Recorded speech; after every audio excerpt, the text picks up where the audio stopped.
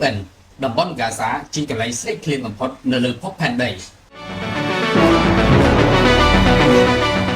អង្គការសហប្រជាជាតិប្រកាសថាតំបន់ហ្គាហ្សាជាកន្លែងស្រេកឃ្លានបំផុតនៅលើភពផែនដីដោយព្រមានថាមានគ្រោះទុរ្ភិក្សបានគំរាមកំហែងដល់ប្រជាពលរដ្ឋ 2.3 លាននាក់ដោយសារតែការបន្តរារាំងរបស់អ៊ីស្រាអែលនិងជំនួយមនុស្សធម៌មិនគ្រប់គ្រាន់នេះបើយោងតាមការចេញផ្សាយរបស់សារព័ត៌មាន A1 Al Jazeera នៅថ្ងៃទី31 ខែឧសភាលោក Chancellor អ្នកនាំពាក្យការិយាល័យ UN ទទួលបន្ទុកសម្រាប់សម្រួលកិច្ចការមនុស្សធម៌បានពណ៌នាជំនួយដែលចូលទៅក្នុងការសាថាគ្រាន់តែជាល្បិចដែលរារាំងដោយការរដ្ឋបတ်ខ្លាំងនិងការគ្រប់គ្រងដោយអង្គការមិនមែនរដ្ឋាភិបាលគ្រប់គ្រងដោយអ៊ីស្រាអែលនិងសហរដ្ឋអាមេរិកគឺមូលនិធិមនុស្សធម៌ហ្គាហ្សាលើសពីនេះនៅពេលដែលជនស៊ីវិលកំពុងស្វែងរកអាហារទាហានអ៊ីស្រាអែលក៏បាញ់ទៅលើអ្នកស្វែងរកជំនួយបង្កឲ្យរបួសមនុស្សយ៉ាងតិច20នាក់នៅកន្លែងចែកចាយរបស់ GHF បែកច្រករបៀងយោធាអ៊ីស្រាអែលផងដែរក្រុមផ្ដល់ជំនួយនិងមន្ត្រី UN បានថ្កោលទោសប្រតិបត្តិការរបស់ GHF ដោយចោទថាវាបានជួយកិច្ចខិតខំប្រឹងប្រែងរបស់អ៊ីស្រាអែលក្នុងការផ្លាស់ទីលំនៅប្រជាជនប៉ាឡេស្ទីនក្រោមរូបភាពនៃការផ្ដល់ជំនួយមនុស្សធម៌